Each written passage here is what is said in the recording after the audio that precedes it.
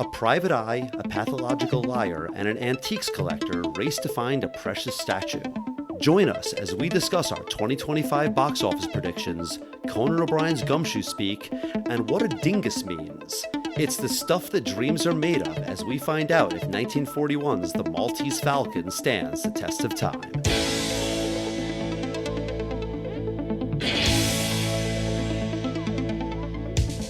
Test of time, James and Alan have their say. Do the movies you love still hold up today? James says gladiator with a glut. Alan says as a father, blah blah. It's the test of time, James and Alan have their say. Do the movies you love still hold up today? Test of time, James and Alan have their say. Do the movies you love still hold up today? Hello, everyone, and welcome to the Test of Time. I'm James Brief, and my partner, my podcast buddy, the director of these podcasts, Alan Noah. How are you, Al? Hi, I am doing very well. Thank you. How you doing? I'm good. This is one of my favorite podcast things of the year. Well, we're going to be talking about the Maltese Falcon later on today, and I'm excited to talk about that. But one of my favorite traditions on the Test of Time, being the guy that's always been fascinated by the box office business of movies, I always love doing our annual prediction. And like the podcast itself, let's see how our predictions in 2024 stand the test of time. Yeah. Some years we are spot on. Some years we completely miss the mark. Oh, yeah. 2024, we were not bad. I give you pretty decent marks, but not necessarily me. You did a little bit better than I did. Really? I thought we picked a lot of the same stuff. Well, we did, but I'm just really embarrassed by one of my picks last year. So let's just go over what actually was the top of 2024. Sure. There is the worldwide number one of the year and the American one, which are more or less the same. I mean, there's some fluctuations, but we had both predicted the number one film of the year. Do you remember what we both picked? Yeah, Deadpool and Wolverine. That's right. And we actually picked, for number two, a very respectable. It did not make the number two, but it made number three worldwide. We both picked Despicable Me 4. Right. I think Illumination hit with the Minions on just one of these things that's just going to last for decades. They're going to be able to milk that forever. Yeah, but 4 wasn't the big smash of the year. It was kind of eclipsed by Inside Out 2. Right, and that is exactly what we both missed. Inside Out 2 was the number one film, both American and worldwide. Yeah. However, Despicable Me 4 did a lot better than Kung Fu Panda 4. I mean, Despicable Me 4 is still huge. Do you remember what you picked as number three? Number 3... Oh, I picked If, the movie about imaginary friends, which I had a lot of faith in. I said it was going to be like a big year for Ryan Reynolds with Deadpool and Wolverine, and If was not a big hit. It kind of came and went. It came in just out of the top 20. It's apparently cost a lot to make. I don't think there'll be an If 2 necessarily, unless, they make a cartoon or something out of it. Yeah. But my number three, I predicted a musical. I was just about to say Wicked, and I said, you know what? I think Todd Phillips is going to pull it off. So I predicted that the number three film of the year would be Joker, Filet do, and it was, let's just say, not. Right. Wicked was clearly the better pick, which I say in hindsight, honestly, giving credit to 2024 James, Joker, the first one, I despised it, but a lot of people liked it. It's the same director, same star, plus Lady Gaga. I could understand why you would have thought it was going to be a hit. It didn't work, but whatever. Or to use the French, c'est la vie. Yeah, and where I think I did pretty well, and your prediction really wasn't on the mark this time, was our flop predictions. Right. I actually was choosing between Kraven the Hunter and Madam Web, and I said Madam Web. It turns out Kraven did even worse, box office take, as of the time of this recording. Yeah.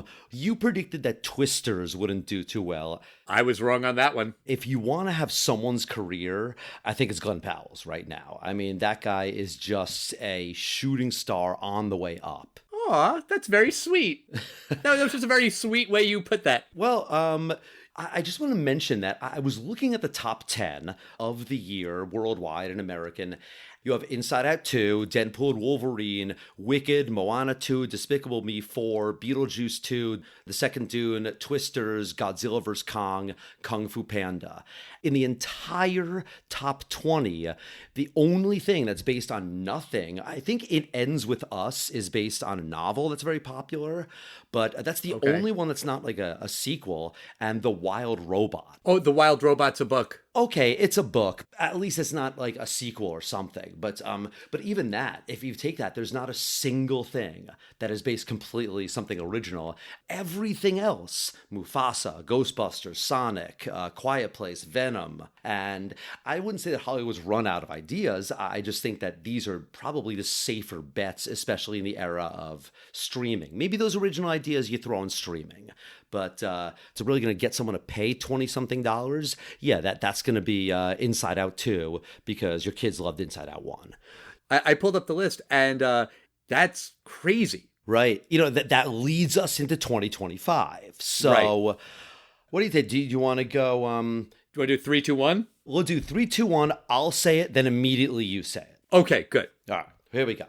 3, 2, 1. Wicked 2. I have the same one, but you got the title wrong. It's Wicked for Good. They changed it. Okay. Now, my reasoning here is this. Wicked was wildly well received by critics and audiences alike. People young and old, people go on dates, people go alone. You have everything for this. And there's going to be 11 months of people watching this on streaming. And then, like people have been doing for about 25 years, they're probably going to fall in love with it. And then they're going to really want to see part 2. I don't know if part 2 will be as good as part 1, but I think that the opening night for part 2 will do even better because people are going to be that excited and they're going to be dressing up. And now they're going to be all these new fans that had never heard of Wicked. So that's why I think that this one's going to do really well. I totally agree. Franchise mania has its pros and its cons, but the thing about sequels that take a long time to come out after the first one, people can lose interest. Although not always, because Inside Out 2 was the biggest movie of 2024, and that was a decade-ish after the first one. I forget exactly how many years, but yeah, Wicked has a lot of momentum, and a year later, it's going to have that same momentum. Even if it doesn't do as well as the first one, I think Wicked for Good will have a strong showing this year. All right, so what's your number 2, James? My number 2 is Superman. James Gunn's Superman. Okay. Yeah, I really just have such faith in his ability to make this a great film. And I'm saying this with an asterisk before I say my number 1, but I'd like to hear your number 2 now. My pick for number 2 is the Fantastic Four: First Steps. I think that the cast of that movie is really insane. The kind of retro vibe looks really cool. And I'm guessing that Captain America: Brave New World will not do amazing. I'm hopeful about Thunderbolts, but I don't think that's going to be a big home run for Marvel. But I think Fantastic Four will be. I think people will be curious to see what that's going to be about. I feel like the vibe of that movie has me optimistic. Yeah, I think it's going to do very well. Pedro Pascal, he's one of those actors that is like I mentioned earlier, Glenn Powell. I mean, he is just really well liked and he's peaking, and the stuff that he's in is really well received too. Yeah. But what's your number 1? I would like to hear your number 1 first. My number 1 is Superman. I'm a little bit surprised that you picked it as number 2. I have faith in James Gunn. I think this is the movie he's been waiting to make his entire career. And I'm also thinking back to 2023, where the biggest movies of the year were Barbie and the Super Mario Brothers movie, which were new movie franchises, but based on very old, very well-known IP. And Superman checks both of those boxes. Superman is the most famous comic book character of them all. I guess maybe you could argue Spider-Man, but I'm going to give it to Superman. And you don't have to know anything about any other movies, far past, recent past. You can just go in completely blind, and I think that's going to be really appealing. We do live in a polarized society, and everything is politicized, and it's annoying as fuck. I bring this up for a reason. I'll explain why. The new Snow White reboot, I think that will be blasted by people on the right who are going to call it too woke. But I think that a movie like Superman, people on the right are going to love because it's Americana. People on the left are going to love because it's wholesome and uplifting and can make you feel good no matter what's going on in the White House. I just feel like everyone's going to like it. And in the end, I think it'll be a good movie. I think that there's going to be a real heart to this film. And I think you're exactly right. Also, the trailer was amazing. And I know you don't watch trailers, but I watched it as soon as it was released. And I was like, God damn, I want to see it. And just kind of looking at the internet reactions, that was a very popular take. Is the music the original music? And how did you like that music? The score is a nod to John Williams' Superman theme. And okay. I love that theme.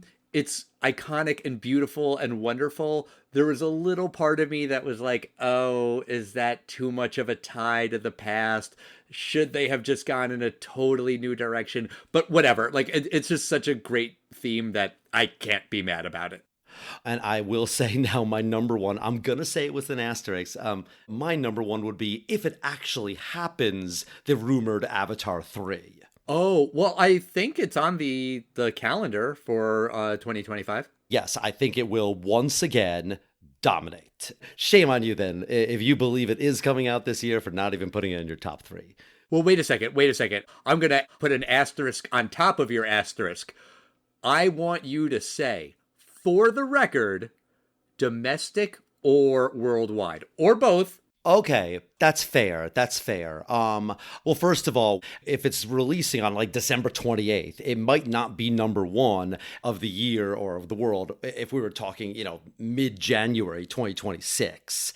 These things do take time. It is listed to be released on December 19th, and the title, just for full accuracy, is Avatar: Fire and Ash. I definitely think it'll be number one in the world, and yeah, I'll go number one in America too, because also it's going to be much higher box office tickets. So most people are going to pay probably 40% more for their tickets. So I think that Avatar has to sell many fewer tickets actually in order to make as much money. Okay. So I think that's going to be number one. Good job catching me so I can kind of play both of them and go, well, it was number 6 America, but number 1 because of China. Yay. Exactly. Well, I think you did that with the last Avatar, the second one. Yeah, maybe. But, either way, it's going to do great. Okay. But one of my favorite things is thinking about flops. And unfortunately, Sony is not releasing any more things in their Spider-Man cinematic universe. Right. So I don't have incredibly easy things to choose from. Right. I think there's a lot to choose from for flops. I mean, I don't want to root against fellow Long Islander Ralph Macchio. I'm not super optimistic about Karate Kid: Legends. The next Mission Impossible is following up the most recent one that didn't do so hot. I think that franchise is on its last legs. I'll give my answer. I know what you did last summer. 2025 is going to hit with a thud, even though in general it is a bad move to bet against horror movies, because horror fans are loyal and they will go see a lot of movies even if they're not great. I just feel like, hey, we've got Jennifer Love Hewitt and Freddie Prinze Jr. back. Who cares? People our age might care, but I think we're a shrinking fan base. We're not reliable box office customers, movie patrons, whatever. And I think the young horror movie fans want to see real horrific blood and gore torture kind of shit that probably isn't going to be in this movie. So that's my pick. I know what you did last summer. I mean, if they're able to do what they did with Scream, then it'll do well. I don't really know who the younger actors and actresses are in I Know What You Did Last Summer, but that's the key. Yeah. Because essentially, this is I Know What You Did 26 summers ago or 27 summers ago.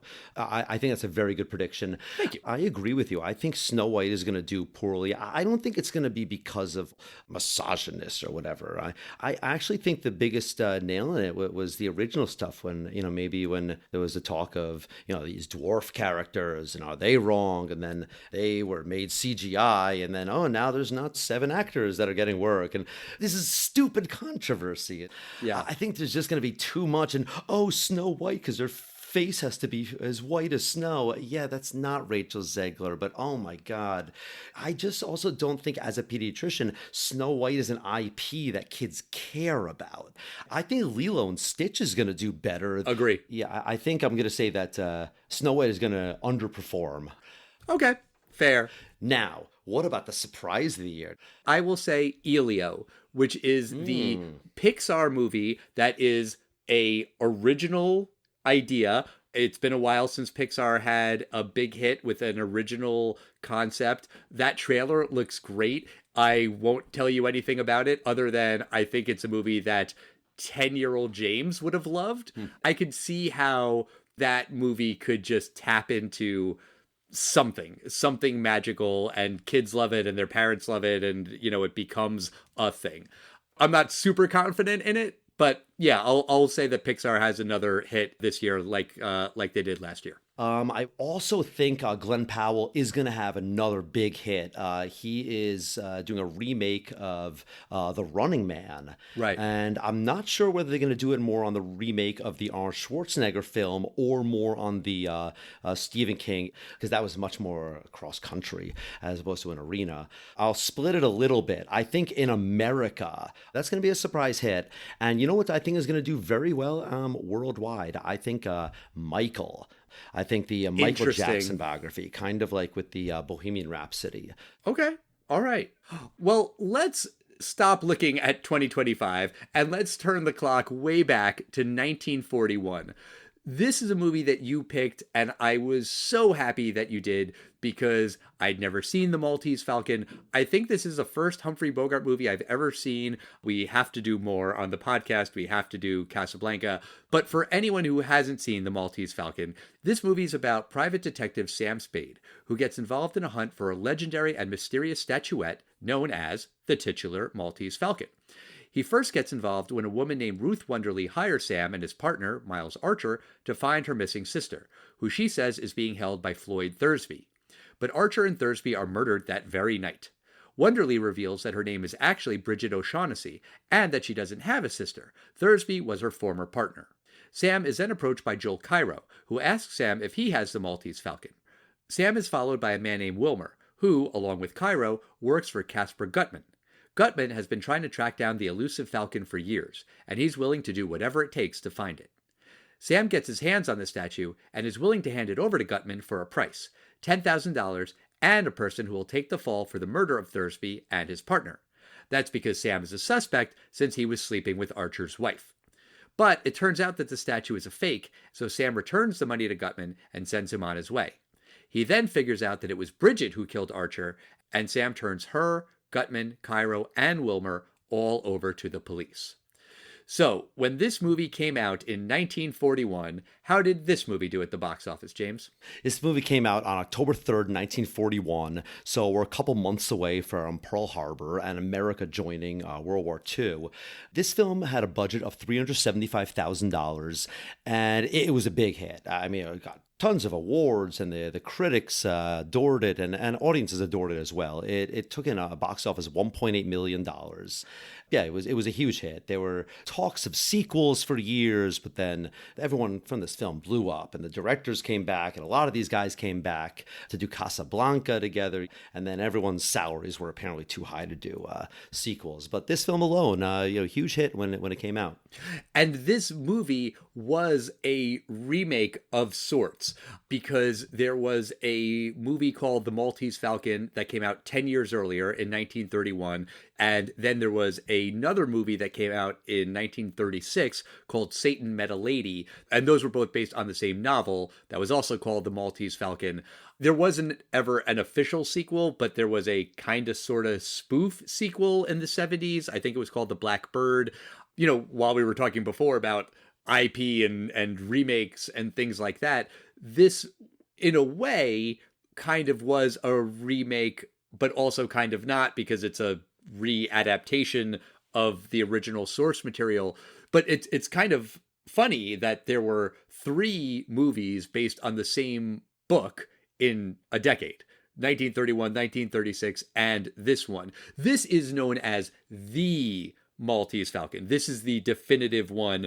I haven't seen the others, but from what I have heard, the 1931 movie is passable, and the 1936 one is awful. It is just considered a terrible movie. They tried to make it a comedy. Bette Davis starred in it, and she was not well cast. And there was some gender flipping that was interesting, but everyone says that one you can avoid like the plague. This is the one to see. And the studio believed that there was something in here, something in this book that would be a hit. And it took them 3 tries, but with this one, they did finally nail it. That's a really interesting piece of trivia that totally makes sense for the 1940s, because you have to imagine there's this brand new medium and it's evolving year after year. I mean, first it's black and white, then it's grayscale, then it's talkies, then it's color. It's just like a few recently when we reviewed The Wizard of Oz, and we talked about how that was at least the 3rd remake, the one that we know of as the 1939 Judy Garland film. Right. Had you seen this movie before, James? I had never seen this film before, but I had heard this film for years. It's the kind of film that was like referenced in like Bugs Bunny cartoons and like Gone with the Wind. I've never seen it, but I know what it is, and I don't feel people reference it as much as Gone with the Wind, but I always want to watch it. So that's one of the beautiful things about this podcast, that I finally got to watch it. Okay, so going into it, I was expecting Bogart to play a good guy.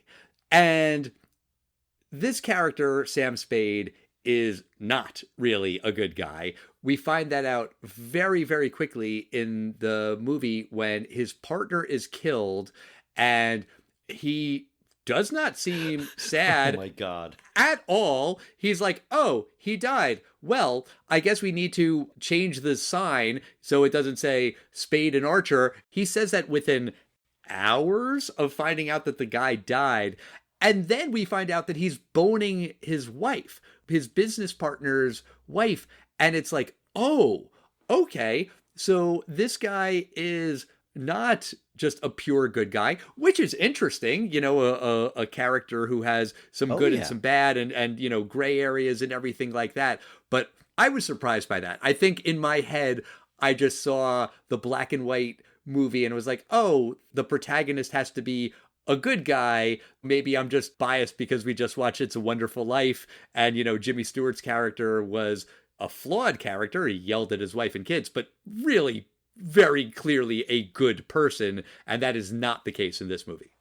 I had never seen one of these gumshoe films, but a lot of this comes from like the satires. I mean, like the Conan O'Brien kind of exaggerated 1920s gumshoes. Ah, dame, you see? I'll slug you once or twice for looking at me funny, sweetheart.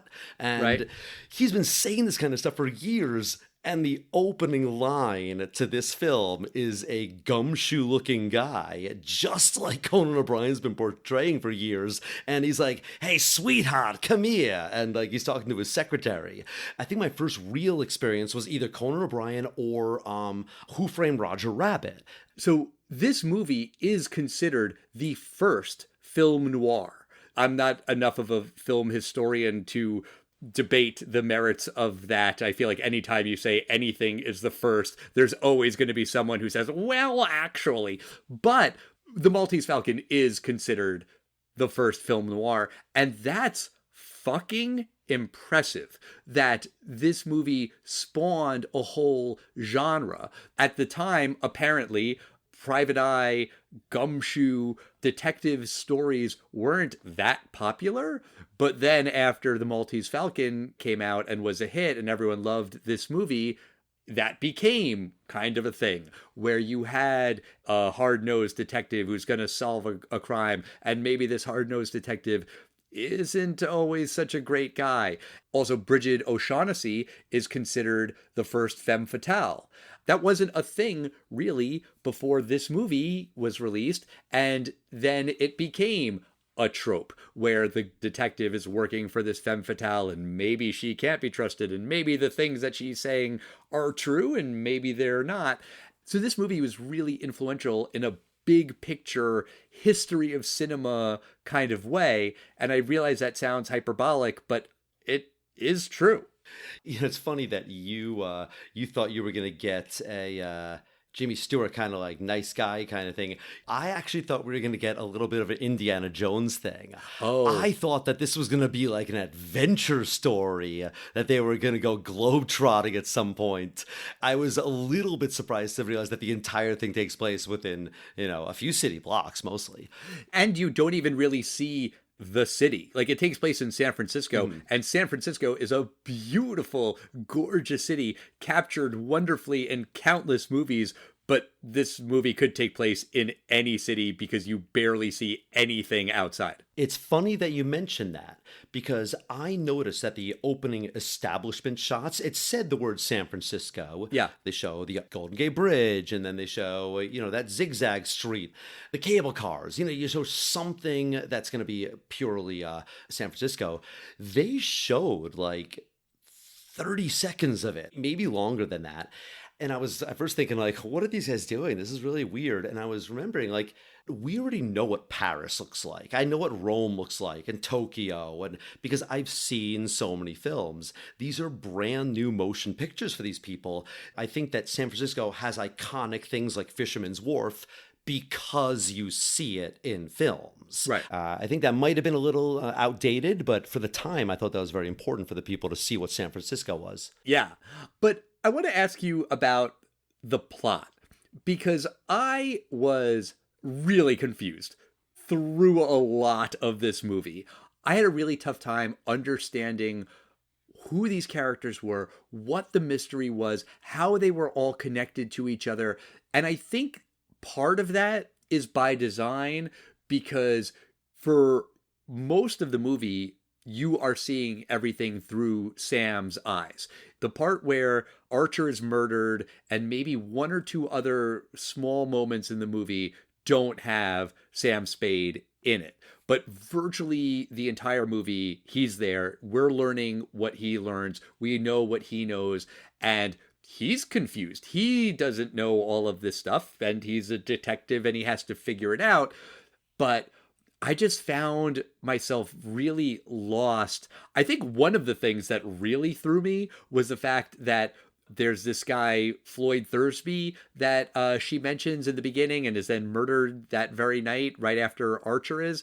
They refer to him as both Floyd and Thursby. And, that's his first and last name. So sure, that makes sense. But Thursby is just memorable because whoever heard of a name like Thursby? And then when they were talking about this guy Floyd, I was like, wait, who the hell is Floyd?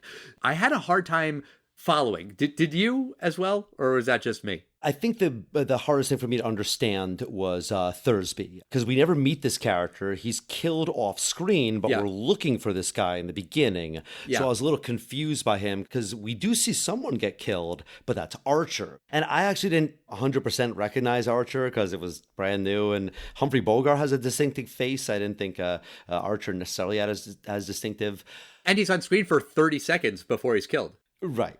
I was able to follow most of the plot because I feel like the casting was really good in that my favorite character, it was the character Joel Cairo, played by, is it Peter Lorre? It's Peter Lorre, right? No, Peter Lorre. It is Peter Lorre? Oh, okay. Mm-hmm. I just love that guy. But that guy, he comes on, and I'm going to do a very bad impression, but he kind of has this sinister voice. And I was like, oh, I don't trust this guy.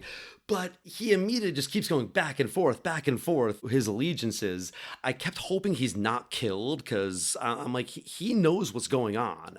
Because you mentioned his voice, did it sound at all familiar to you? I guess it'd be one of those creepy cartoon, like creepy. Yes. John Krifkowski, I definitely said that name wrong. The guy who originally created the Ren and Stimpy show, and he voiced Ren. He was later replaced. But he said that the voice of Ren was a bad imitation of Peter Lorre.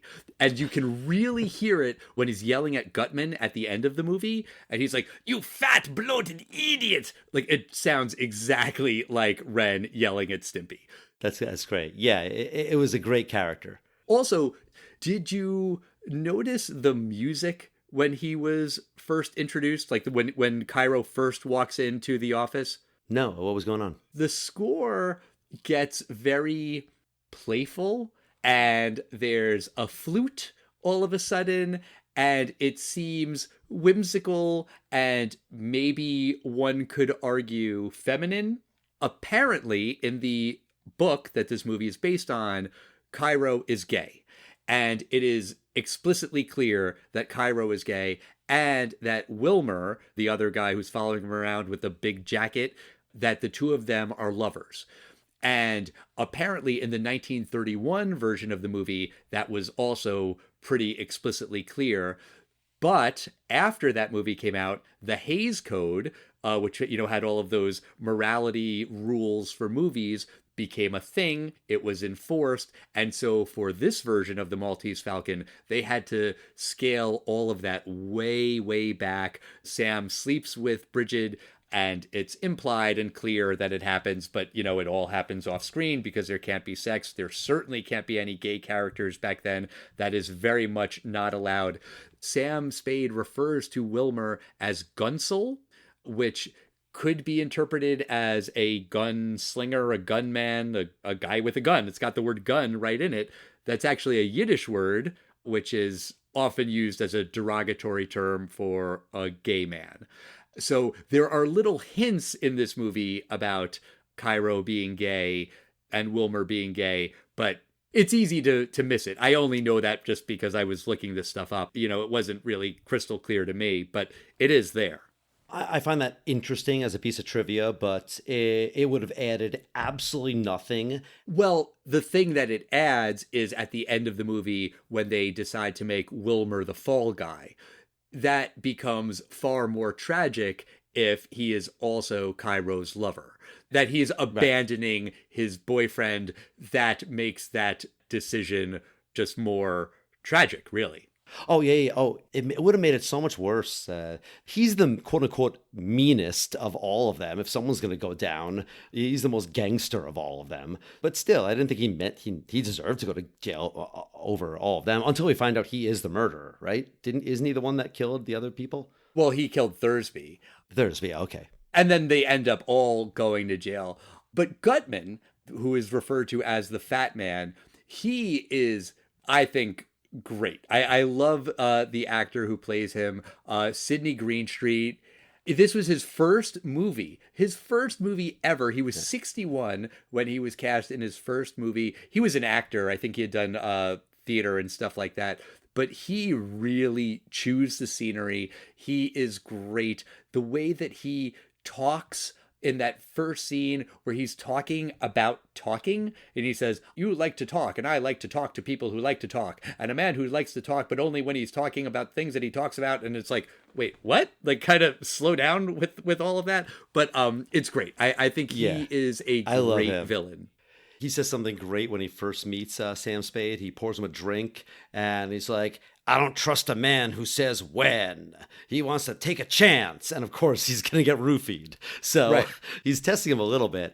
And I feel like almost every shot of Mr. Gutman is shot like the camera seems to be like almost on the floor. Because he definitely gave me kind of Kingpin vibes. He was an imposing figure. Yes. And I feel like in recent episodes, we've been talking about oneers. When Gutman is explaining the Maltese Falcon to Sam Spade, that is a 7-minute oneer, which is very impressive. There was Not a ton of camera movement, not like that shot in Goodfellas or even the one in Magnolia, just a lot of dialogue that had to be exactly right in one take. You basically summarize what I feel about this movie. And I don't mean this necessarily as a bad thing. I feel like it's very much a stage play. And Yes. I feel like this is something that's on like 3 or 4 sets, and it could be adapted into probably a really good stage play.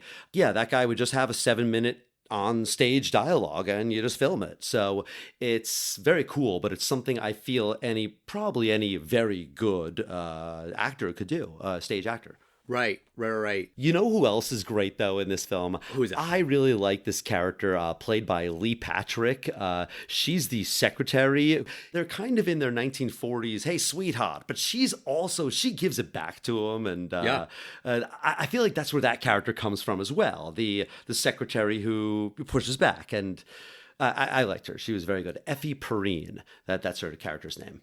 Yeah, she's great. Also, just as a random piece of trivia, Gladys George, who plays Mrs. Archer, the widow that Sam was sleeping with, she's third billed, even though she's barely in the movie. You know, she has a couple of scenes. She is not as big of a character as Effie or Gutman or Wilmer, and they are all farther down in the credits list for some reason. It's got to be contracts. That's my guess. Because all Probably. these people back then were like contract actors to... What studio was this? Was this Warner Brothers, I'm guessing?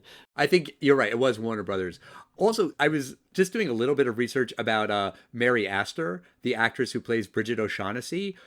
Her backstory is really kind of fascinating. She was a star in silent movies for a long time. She was married and her husband died, and then she got married again, and then they were getting a divorce, and then she wanted to marry again. The divorce proceedings got really nasty and public because she was an actress, and she had kept a diary of what she was doing in her single life, and it detailed her lovers. Ooh. And that was leaked to the press. So kind of in real life, she wasn't a femme fatale like she plays in the movie, but she was known to audiences then that she was a very sexual creature, which, you know, fine, who gives a shit now, but in 1941, that was a big deal. She was a single woman, basically. Yeah, and then I think she got remarried again, which was like a huge scandal for a woman to be married 3 times. And like, you know, by 2025 standards, shrug, who gives a shit? But it was a big deal, and she's beautiful in the movie, and she definitely is super sexy on screen. But, you know, the behind the scenes stuff was a factor in her draw back then, apparently. That's very interesting. I always love the backstories. Yeah, there's this mythological Maltese Falcon. I like at one point someone saying, well, the rightful owner, I guess, would be the King of Spain. And I was definitely like, yeah, I feel like the rightful owners would probably be the people from Hispaniola that they probably stole all those jewels from. But sure. Regardless, I kept thinking, it's going to be really underwhelming when they show us this gorgeous movie prop and it's going to be black and white, like what the hell? Right. And then, of course, you never see it. And over the years, they've encased it in like some kind of clay or whatever so that it looks just like a random falcon statue. So I thought that was cool, but I thought they were going to show a little bit of a shine of like a diamond underneath. But in the end, or so we think, the Maltese Falcon is fake. Right. I was underwhelmed by the statue. I guess kind of to your point, yeah, it's black and white, but also it's just very small. And when Gutman starts chipping at it to see what's underneath the enamel, it's terrible ADR. The line about, it's a fake, it's a phony. It doesn't sound like Green Street. It's some other actor. It's just, it's weird. It's distracting. After the Maltese Falcon is revealed to be a fake, Sam lets Gutman go and is like, okay, I guess I can give you your money back. And he says to Bridget, hey, one last thing. You killed Archer, right? And I didn't fully get how he came to that conclusion at that moment, because it seems like he didn't know that before. Because earlier in the movie, he was letting her go and stay with his secretary, and he probably wouldn't have done that if he knew that she was a murderer or if he believed that she was a murderer. So that reveal I kind of didn't love. And then he takes a long time working through his decision to turn her over to the police. He's on the fence about it. And while he's talking it through, he says, oh, well, maybe I love you. Maybe you love me. Maybe that's enough. And maybe it isn't. And I was really thrown when he said that. Just his use of the word love. Like, he met her a day or two ago. She came into his office, has done nothing but lie to him. Yeah, they had sex and she's beautiful. I get that. But love? What? What the fuck? How could that even enter into that conversation? I kind of felt like he was fucking with her a little bit, because he was like, maybe I love you, maybe I don't, but maybe I'll wait 20 years for you, because, you know, I'll talk to him and I'll try to get it commuted to life, which means if you're good, you'll be out in 20. Right. So I think he's kind of fucking with her, because he's not going to wait for her. I mean, maybe, but he's talking for so long. Really, I think what he's doing is rationalizing his decision to turn her in, because he is like her in a lot of ways. I mean, she's manipulative and out for herself, and so is he. And she's kind of a shitty person, and so is he. Also, then he's saying, like, well, when someone kills your partner, you have to make them pay for it. And it's like, yeah, cool moral code you have about this partner that you did not like. You were sleeping with his wife. You couldn't have cared less when he was killed. So now you're taking some moral high ground.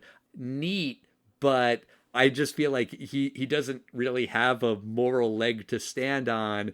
I like the scene because you sort of see his internal struggle, but it just felt really bizarre, just that he thinks he has any moral high ground, that he could even contemplate the thought of saying, maybe I love you. It all just felt really bizarre to me. Sam Spade reminds me of a Wild West guy. He has a moral code. Okay. He moved on very quickly when his partner's killed, and, you know, he slept with his partner's wife and blah, blah, blah. But I think he does draw the line at, once he finds out who murdered, you know, that's like the old sheriff. Like, yeah, you ain't getting away with murder in this town. And he's like, you know, I love you, but I don't love murdering dames. I think you said it from the first moment you talked about Sam Spade. He's not a great guy. He's not the Jimmy Stewart guy that has a couple flaws. Sure. You know, that last line, it's the stuff that dreams are made of. Apparently it's from The Tempest, which that's all about like dreams and dream worlds and stuff. It's paraphrasing Shakespeare. And that was something that apparently Bogart came up with. They didn't really have a way to end the movie, and Houston took credit for it and then said, no, actually, that was Bogart's idea. But James, what do you think about the movie as a whole? Do you think the Maltese Falcon stands the test of time? It was intriguing. There were parts I was confused by in the beginning. It's got some great characters in it, especially in my opinion, this Peter Lorre, Joel Cairo guy. I loved him. Sidney Greenstreet as Mr. Gutman. Those two guys, I'd almost like to see a little spin-off of the two of them in prison. Maybe they escape and the two of them, or I feel like he's rowing the boat for Mr. Gutman's like, faster, Mr. Cairo, faster. And, you know, it's a film that it would be made very differently today. I don't think there's too many like horribly politically incorrect things. You know, he calls the women sweetheart, but I don't think he means it more in misogynistic ways, as opposed to like that's unfortunate what people called their secretaries back then. I will say, I think this is a perfect example of a film that's basically 100% Rotten Tomatoes, because I think Most people would say this is a very fun film. That does not mean this is a 10 out of 10 film. And that is the classic, like, Rotten Tomatoes thing. This film, it is a little more for a film aficionado. I'm a little surprised that it's like AFI's, like, it's that high up there. I think maybe I'll appreciate it on a second or third watching of it because of the characters, and I don't know the story by then. But it's still a fun film. I enjoyed it, and it did stand the test of time for me. What do you think, Al? 1941's on Maltese Falcon. Does it stand the test of time? As I was saying earlier, this movie is really important in the history of cinema, being the first film noir featuring the first femme fatale. This was Humphrey Bogart's first starring vehicle. He had been in other movies, but this was the movie that made him a huge, huge star. We didn't really talk about John Huston, who directed this movie. He went on to direct lots of other very important movies, Treasure of the Sierra Madre, The African Queen. He was also in Chinatown. He was the main bad guy in that movie. He acted a bit too. Again, not being a film historian, I don't want to say that Sam Spade is the first anti-hero, but I think he has got to be an influential prototype of an anti-hero, where this is your protagonist. This is the guy who is in virtually every minute of this movie, and he sucks, just like, as a person. Not that he's a terrible murderer, but he's kind of an asshole. I don't think he's a particularly great detective, mainly because it just takes him to the very end to figure out that Bridget killed his partner. He also doesn't really figure out a lot of stuff. Gutman really just tells him stuff. He doesn't detect. He doesn't figure a whole lot out on his own, which I guess is okay, but that's kind of not what I was expecting. And I think it's not what you would expect from a modern mystery movie. You would expect your detective to figure things out, and there would be clues that you could pick up on. But so much of the mystery of this movie is just stuff that we never see. We hear about it secondhand, third hand. It happened long before the movie started. I kind of don't really care about what Gutman said to the Russian guy who had the Falcon and what happened between Bridget and Thursby before all of this. And that's really a lot of the quote unquote mystery. I'm not invested in that. I don't really care. I honestly don't really care all that much about Archer's death. I mean, he seems like a nice enough guy, I guess, in the first 30 seconds until you find out that he's married and is very interested in helping out Bridget because she's hot, and his wife didn't care about him. His partner didn't care about him. Every time they mention him, it's always a backhanded compliment of like, hey, Archer might not have been a great guy, but he was my partner. And hey, I maybe didn't like him, but he was my husband. It's always like, did anybody like this guy? So there's not a lot to really latch onto. And I think that was my biggest problem with the movie. I was confused by the mystery, and I also didn't really care.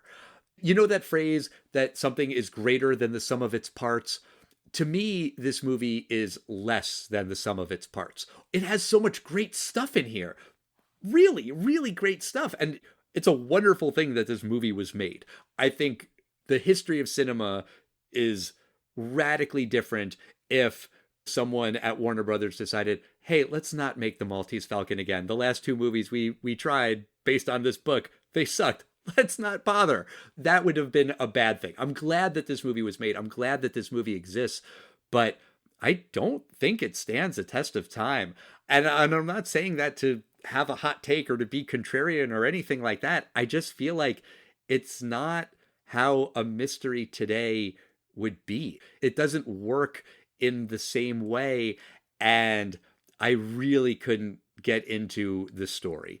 I appreciate it, but I'm not really into it.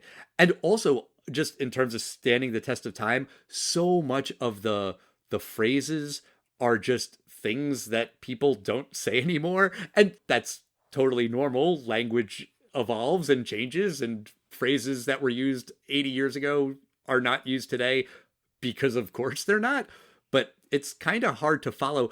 I did like that Sam refers to the Maltese Falcon a couple of times as a dingus. And I hear the word dingus and I think of Nelson Muntz, because that's how he insults people. That's how I sometimes refer to Eli's friends when they're acting like dumbass teenagers. I'm like, what did your dingus friends do this time? I thought it meant bird. Apparently, it was just kind of a whatchamacallit, a thingamajig. You know, like something that you don't know what to call it, you would call a dingus. For me, a guy who's interested in words, that's interesting. But I'm going to say that this movie doesn't stand the test of time. I'm a little worried about what people online are going to say, but hey, whatever. It's fine. I can take it. But that's going to do it for us this week. Next week, we are going to be talking about The Hustler in honor of what would have been Paul Newman's 100th birthday. We will look back at one of his most iconic movies. I'm pretty sure I haven't seen it. Have you? I have not, but this is a two-part podcast that we're going to be doing. Next week, we'll talk about The Hustler. And then decades later, Martin Scorsese, in I think it was 87, 86, he made a sequel to the film with a young Tom Cruise and a more senior Paul Newman, The Color of Money. And that film I have seen, so it's been a number of years. But I'm looking forward to seeing both of these films. Yeah, we'll do The Hustler next week and The Color of Money after that. In the meantime, I will ask you still to write to us at Test of Time Pod on Facebook, X, Instagram, and Threads. If you're going to chew me out for what I said about the Maltese Falcon, that's okay. I'm a big boy. I can take it. I invite the criticism of my criticism. I invite the dialogue. That's fine. But yeah, we'll see you next time, everybody. Bye.